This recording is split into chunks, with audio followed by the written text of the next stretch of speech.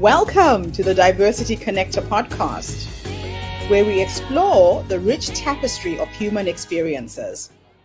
I'm your host, Gertrude Mache, and I'd like to acknowledge the traditional custodians of the country on which we meet today.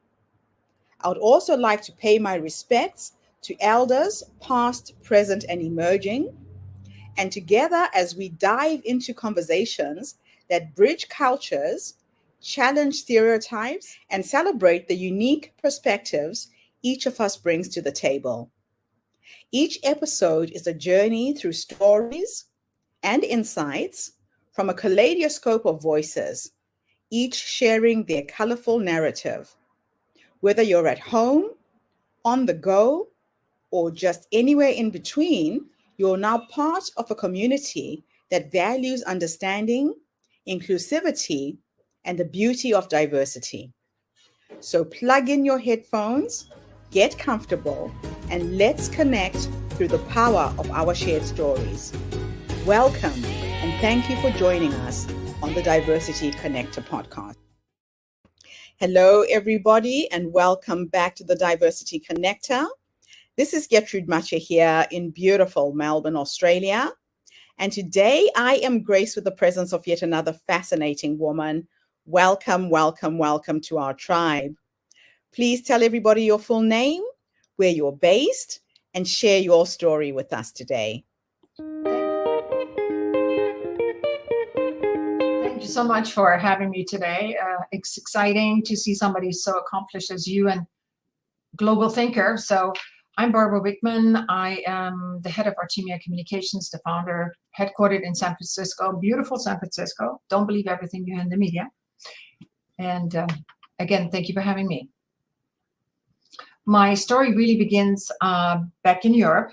I was initially raised in Germany and then made a move to the Netherlands. And I would say that's the most important, I think, factor in my life, in that it was very diverse because of the history of the Netherlands and plurality of opinions, which is something I really embrace. And because of the historical input, you know, people from all over the world live in the Netherlands, have and still do. I was really lucky to experience so many different cultures and ways of looking at the world. And what I will say for the Netherlands, it is accepted and understood that not everybody agrees. So I call it the culture of pragmatism. You find a solution. You may not agree on everything, but you come to a consensus. And I feel like that's really given me insight into the future. It's formed me, it shaped me. And when I made it over to the US, like many people coming to a new continent, there were lots of things to learn, a new network to build. I knew 2 people when I arrived. And it was the best decision I ever made, in that it had, it allowed me to really think about what I wanted to do and who I wanted to be. And California is one of those places where you can, if you structure it, if you motivate it, if you determined, you can build a good life and work in the area that you want to. And communications is what I'm passionate about, in all flavors, all languages. It's something that informs everything I do and I think about. And more importantly, it's about, for me, and the kind of work that I do, what I do to contribute to other people's success, is to really take their story and put it in a framework, if you will, that positions them, whether it's in the marketplace or in our culture, in a way that people understand it and have a benefit of it. So as I used to say, I turn dreams into reality, much like you, of course. And DEAI, as I now call it, has been an integral part of what I've been involved in for a long time. In fact, the core, components to the full service agency that I founded many, many years ago, it's always been sustainability and diversity. And now we added the A for it, obviously accessibility, because that's also part of being inclusive. And I don't say that to be trendy or politically correct, as some people might expect from somebody in the Bay Area. But I believe in it. So I personally feel that coming from different places in the world, different cultures, different educational backgrounds, different industries, enriches our overall experience. And as I was reminded in a meeting with a client just an hour ago, so what we have in common is so much more than what we don't have in common. So without going totally esoteric about it, it's one of the values that I really care about. And, you know, at the end of the day, I work in an agency environment. It's about ROI. It's about delivering, as I say, delivering with integrity. So that's really important to me. Sustainability is a moving target, I think. We got certified to really give it some teeth, as I call it, you know, to give it some substance in 2011 through the ISO certifications. And we wanted to make sure it was not greenwashing, that we actually practiced what we preach, and has infused everything that we do through today. And now I'm finding that we're almost coming 360. Here in the US, a lot of the conversation is about ESG. I think it's worldwide, actually. And, you know, how do you measure carbon footprints and lots of other things, right? So it's the E, S, and the G, right? Environmental, social, and governance. And I'm looking for a way to work in that space without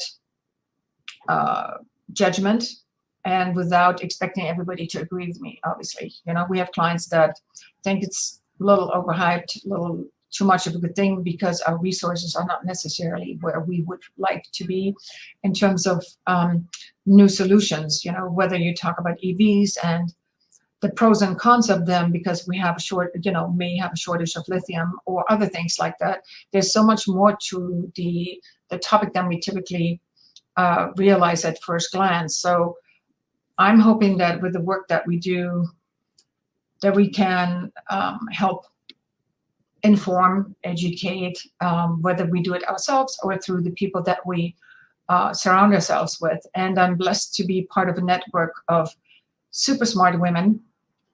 We like the men too, but I'm part of a group of women-owned firms that really is keen on making a difference, of giving back, of sharing and lifting others up. So, you know, while we all want to accomplish our goals, we also realize that we can do this in a group, as a larger group. And if I'm successful, it doesn't mean you can't be. We can all, you know, assuming all things being equal, we can all be successful and get to the next level, whatever that next level looks like for you. And so I'm here to say entrepreneurship is a real option if you, the listener, the viewers, entertain it. There are resources now. I'm happy to serve offline with any resources I can. We are at a time where women and girls are being more recognized, I'd say. STEM programs have been implemented more actively. And I feel like the younger generation certainly are able to take advantage of that. So some of the challenges they have may not be the same challenges I had when I started out. And as a female in those days, being on the younger side, in Silicon Valley, it was not always the easiest. But I always felt that I would lead with merit, you know, based on the quality of work, and not with any, oh, I don't get any chances. My job is to figure out how I overcome challenges. So I would encourage anybody who's listening to really kind of dig in and look for that opportunity, because I know it can be done. So maybe this is a motivational introduction, but it is important to me because at the stage where I'm at, you know, it's about giving back. It's about mentoring interested entrepreneurs and really interface also with female executives that are dealing with their own challenges and finding a way to balance their personal career goals with, you know, mentoring maybe other females in the companies. And I feel it's a great time to be thinking about these topics. We have more opportunities. I know from the outside, the US is maybe going backwards on certain things. But that's why we need to rally. I think we all need to contribute our portion, our piece, to paving the way for others. And, communication is one of them. Wow. Well, it sounds to me like you created an amazing organization that has really made a difference in the diversity space. So, how does your company actively integrate the DEA principles into the business operations and the client strategies? It's twofold, right? It's internal and it's external with the clients. So on the internal side, ironically, we've always been very diverse by virtue of having a lot of international team members, right? So I know that's not a given, but in our case it was, right? And I took that as, of course, international to diversity, but no, there's a lot more to it, as I learned over the years, right? There's no guarantee. And then, of course, there's the notion that Silicon Valley, because we're so close to Silicon Valley, would be diverse. Well, but really what we see is that the workforce may be diverse, right? Because people come from all continents, if they're in tech, based on their education, on their talent, whatever. But it doesn't mean that their suppliers are diverse, right? For instance. Mm-hmm. So there's so many, and then even within that, just because a group looks diverse doesn't mean it's actually being practiced, right? Are all things equal? Is everybody getting equal opportunities? Is there a pay gap? I mean, there's endless number, as you know better than anybody else, the endless number of issues that occur every day, right, within an organization. So in terms of, external, we talk about it as long as people will listen to us, in our newsletters and in our client meetings. And we surround ourselves with people that are equally minded, shall we say it that way, right? So we support groups that advocate for diverse and female business owners. We partner with corporations that have an active, supply diversity program or internal diversity programs. We have implemented programs with large banking institutions, for instance, to develop their employee resource groups, right? To bring that realization to the forefront, right? It has to do with biases, I mean, we may not know it. It's called the unconscious bias, right? Saying I like to work with people that I like. Well, what does that really mean when it comes down to it, right? Does that mean they look like us or have the same background? It's really complex, but to put it in a nutshell, we do it through educational programs. We reach out, for instance, in our work on behalf of some of our clients into what we call hard to reach audiences. That means they're not necessarily equipped with computers and all the digital gadgets. They're in the community doing the job and they don't have access to information, for instance. Well, our job is to make that more accessible. That's one of the ways we do it. I love that. So now let's talk about the sustainability piece. You mentioned that your expertise is both in sustainability and DEAI. How do you see these two areas intersecting, and how does this intersection influence your strategies? Well, I don't know if you noticed, but in some companies, large companies, they actually have joined those, right? The supply diversity person is not all of a sudden also in charge of corporate responsibility, sustainability, all of that. So there's been a trend to bring that together. Whether that's a benefit or not, that's not for me to say. I'm not within the organizations, but I think it makes it harder for the individuals to do their job because there's so much to deal with. So on our end, we integrated in the way we distribute information.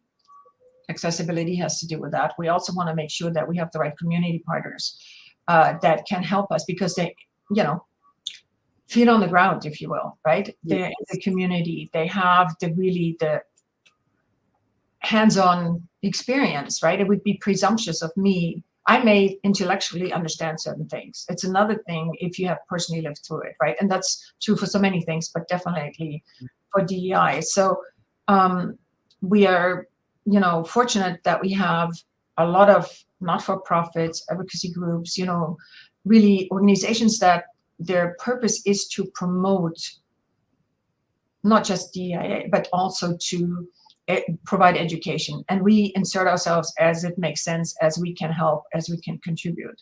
But we probably, at this, I would say post 2020, we more in a supportive role, as to before we might have been more leading. And because of the shift in our awareness, I think culturally speaking, right, across continents, I think it's appropriate to really let people lead who are part of the community, and they can really have a justified opinion. I may have opinions about certain things, but they may or may not align, right? Yes. It's better to listen and then to integrate what we can help with. I like that.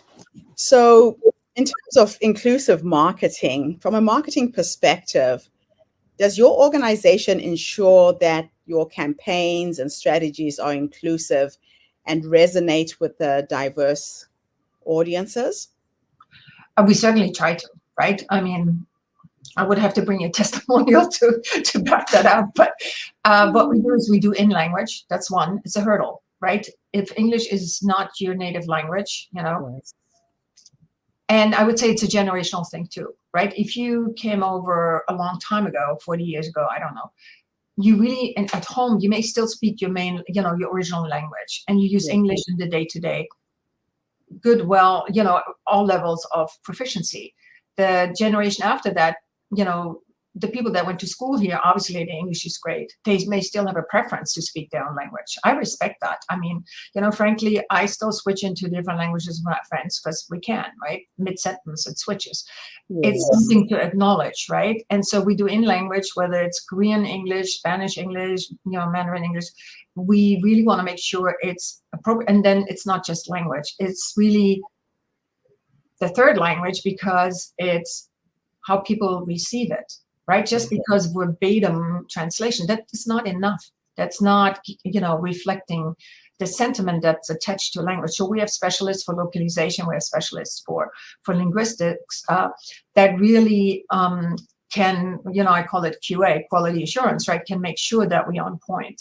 And then it's like, how do we then distribute that information? What's the proper channel, right? To get through. Yeah. Because not everybody is paying attention to the same thing, right? That's so true.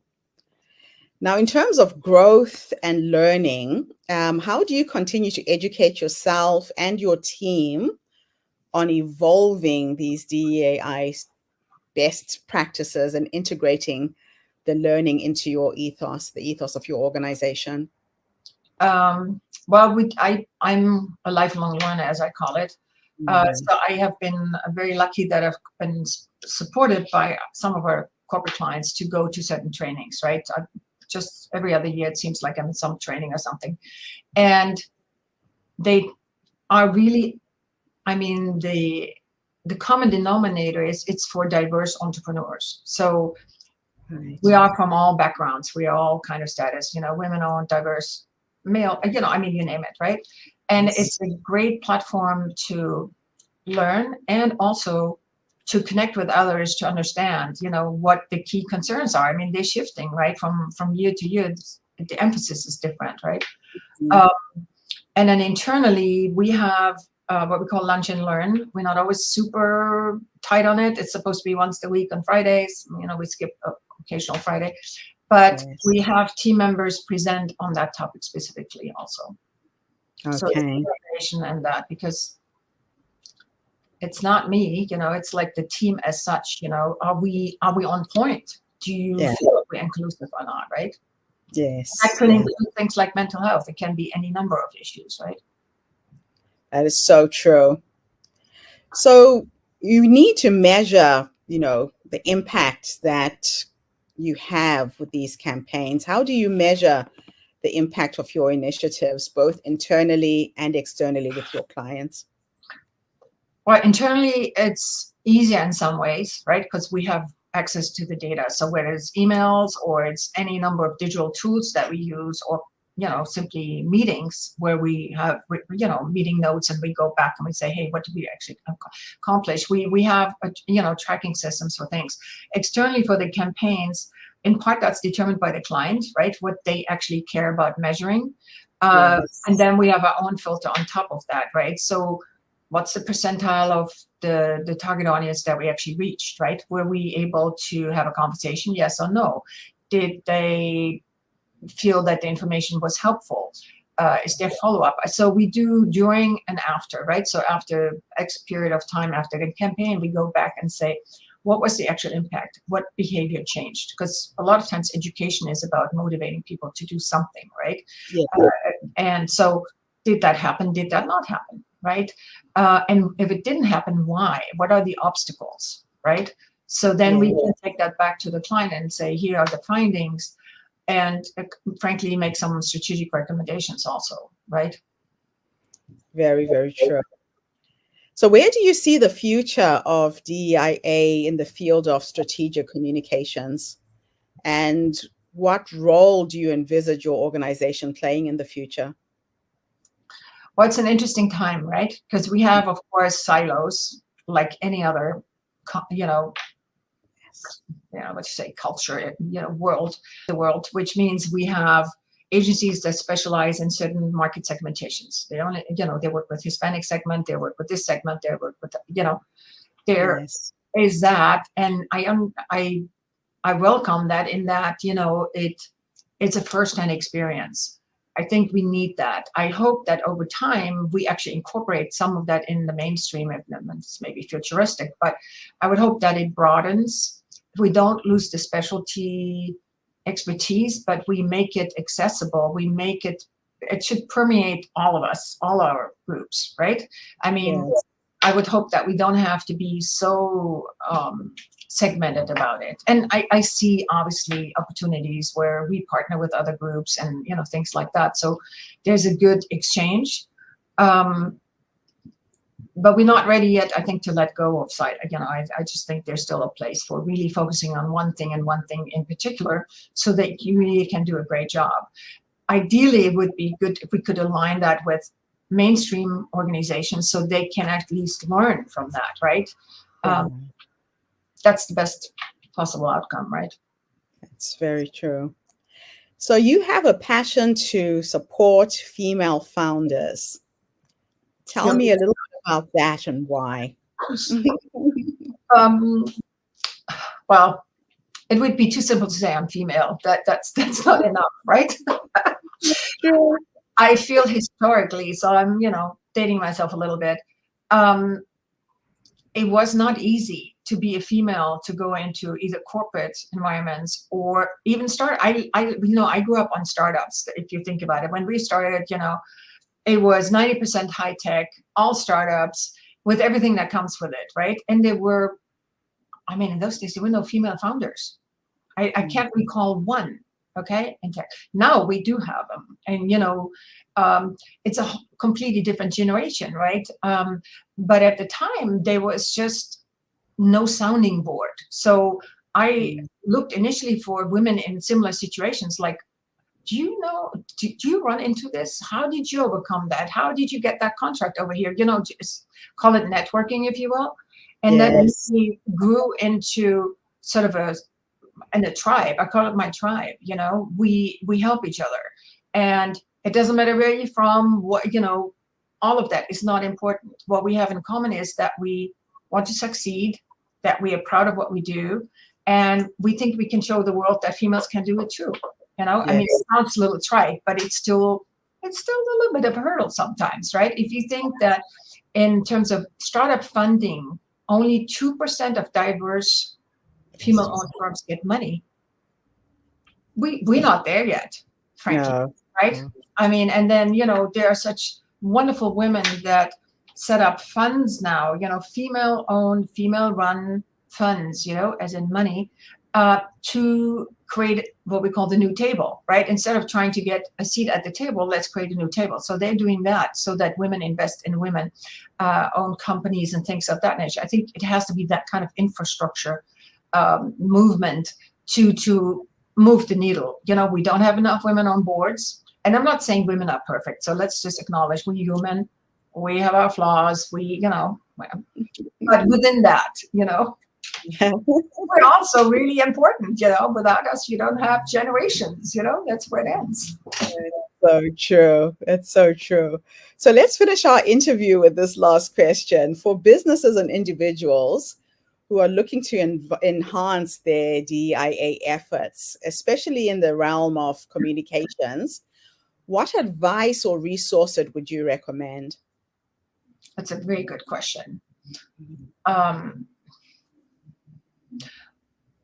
It depends on where you are, right? Because you're global with this platform. So each continent, each country is going to be slightly different.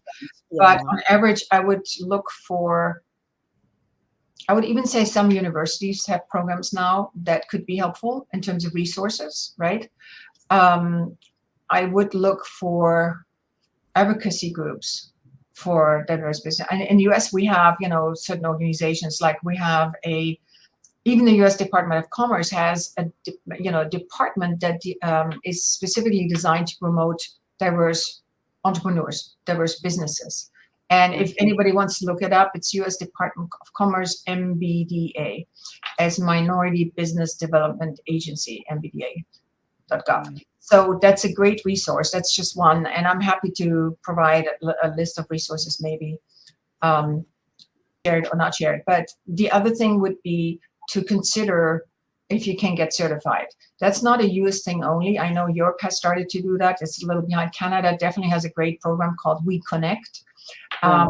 You know, so because it's verifying that in fact you are a diverse business owner, as opposed to claiming that you are. Because you know, early days I did site visits, and the female absolutely had no knowledge of the business. I'm like, excuse me, that's not working. It's supposed to be 51% women owned and operated. That means you know the business. You actually sign the contracts. You hire people. You fire people. You know, you have a key role in the organization. And I'm not saying you have to, but it's a tool again, right? Set yourself apart. Yes, I'm bona fide. You know, I'm a diverse business. I'm female, whatever. You know, I'm saying those kind of things are helpful.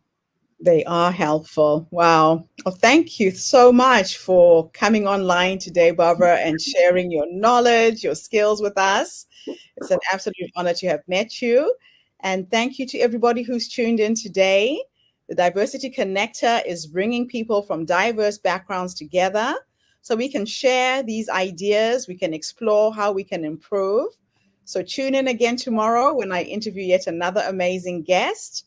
In the meantime, have a fantastic day, morning, or evening, wherever you are in the world. And Barbara, thanks again for the interview. Thank you. It was a pleasure. Thank you so much. Bye for now, everybody. Bye. That's a wrap, everybody, on today's episode of the Diversity Connector podcast. Thank you for tuning in and being part of our vibrant and global conversation.